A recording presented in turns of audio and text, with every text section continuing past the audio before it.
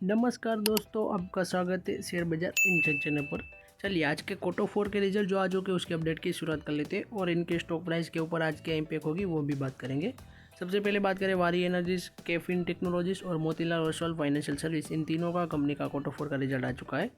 सबसे पहले बात करें वारी एनर्जीज, तो इनकी सेल्स देखें तो पिछले साल क्वार्टर 4 में थी 4004 करोड़, जो इस साल क्वार्टर 4 में हो चुकी है 8480 करोड़ रुपीज़। कंपनी की सेल्स में देखें तो काफ़ी अच्छी तेज़ी रही, 111% प्लस की, जो कि काफ़ी अच्छी बात है। एंड क्वार्टरली बेस पर देखें तो उसमें भी 12% के अराउंड की तेज़ी रही है कंपनी की सेल्स में। कंपनी का नेट प्रॉफिट देखें तो पिछले साल क्वार्टर 4 में था 644 करोड़, जो इस साल क्वार्टर 4 में हो चुका है 1126 करोड़ रुपीज़।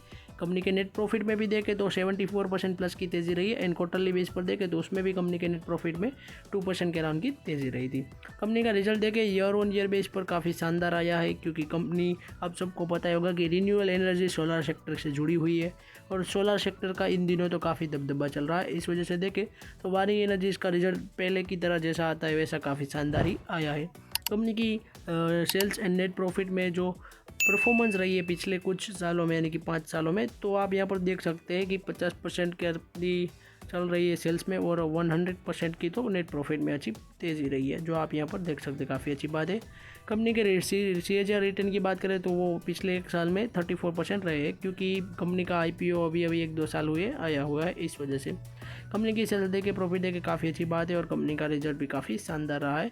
तो मुझे लगता है आज के दिन वारी एनर्जीज में वापस से अच्छी तेज़ी हो सकती है इनके स्टॉक प्राइस में, जो आप देखेंगे आज शायद मार्केट ओपन होगी तब। नेक्स्ट बात करूँ मोतीलाल ओसवाल फाइनेंशियल सर्विसेज, तो उनका भी क्वार्टर 4 का रिजल्ट आ चुका है। कंपनी की सेल्स देखें तो पिछले साल क्वार्टर 4 में थी 1190 करोड़, जो इस साल क्वार्टर 4 में हो चुकी है 2676 करोड़ रुपीज़। कंपनी की सेल्स में ईयर ऑन ईयर बेस पर 124% प्लस की तेज़ी रही है। एंड क्वार्टरली बेस पर देखें तो उसमें भी 26% प्लस की तेज़ी रही थी। कंपनी की सेल्स में तो काफ़ी अच्छी तेज़ी रही है, मगर कंपनी का नेट प्रॉफिट देखें तो पिछले साल क्वार्टर 4 में था 63 करोड़ लॉस में, यानी कि माइनस में चल रहा था, और इस साल क्वार्टर 4 में भी कंपनी का नेट प्रॉफिट लॉस में चल रहा है 219 करोड़ का, यानी कि company year on year base पर तो लॉस में ही रही है, जो कि अच्छी बात नहीं है। और पिछले क्वार्टर में कंपनी का नेट प्रॉफिट था 566 करोड़ रुपीज़, यानी कि इसके परसेंटेज है, यानी कि ग्रोथ है, वो निकलनी मुश्किल है। इस वजह से देखें तो कंपनी का नेट प्रॉफिट तो इतना अच्छा नहीं है और मेरे हिसाब से कंपनी का रिजल्ट भी इतना अच्छा नहीं आया है। इनकी लॉन्ग टर्म की परफॉर्मेंस आप देखते हैं सेल्स की एंड प्रॉफिट की पिछले 5-10 सालों में क्या रही है। सेल्स की तो अच्छी रही है, मगर नेट प्रॉफिट है यार वो थोड़ा कम होता हुआ नज़र आ रहा है, जो कि अच्छी बात नहीं है कंपनी के लिए, और लॉन्ग टर्म में भी इतनी अच्छी इम्पैक्ट नहीं है। कंपनी के CAGR रिटर्न भी आप यहाँ पर देख सकते हैं काफ़ी अच्छे रहे हैं, मगर आज के दिन देखें तो कंपनी के स्टॉक प्राइस में शायद से गिरावट हो सकती है बड़ी, क्योंकि कंपनी का रिजल्ट और नेट प्रॉफिट माइनस में आया है, इस वजह से। अब देखते हैं क्या होता है। 9 सवा 9 बजे आप मार्केट ओपन होते देख सकते हैं। नेक्स्ट बात करूँ caffeine technologies, financial technology based company है, जो आप सबको पता ही होगा। कंपनी की सेल्स देखें तो पिछले साल क्वार्टर 4 में थी 283 करोड़ रुपीज़। कंपनी की नेट इस साल क्वार्टर 4 में सेल्स हो चुकी है 347 करोड़ रुपीज़। कंपनी की सेल्स में देखें तो ईयर ऑन ईयर बेस पर 22% प्लस की तेज़ी रही है। एंड क्वार्टरली बेस पर देखें तो उसमें भी 6% प्लस की गिरावट रही है, यानी कि कंपनी की ठीक ठाक की परफॉर्मेंस रही है। कंपनी का नेट प्रॉफिट देखें तो पिछले साल क्वार्टर 4 में था 85 करोड़, जो इस साल क्वार्टर 4 में हो चुका है 81 करोड़ रुपीज़। कंपनी के नेट प्रॉफिट में भी देखें तो क्वार्टर ऑन क्वार्टर बेस पर भी गिरावट रही है 12% की।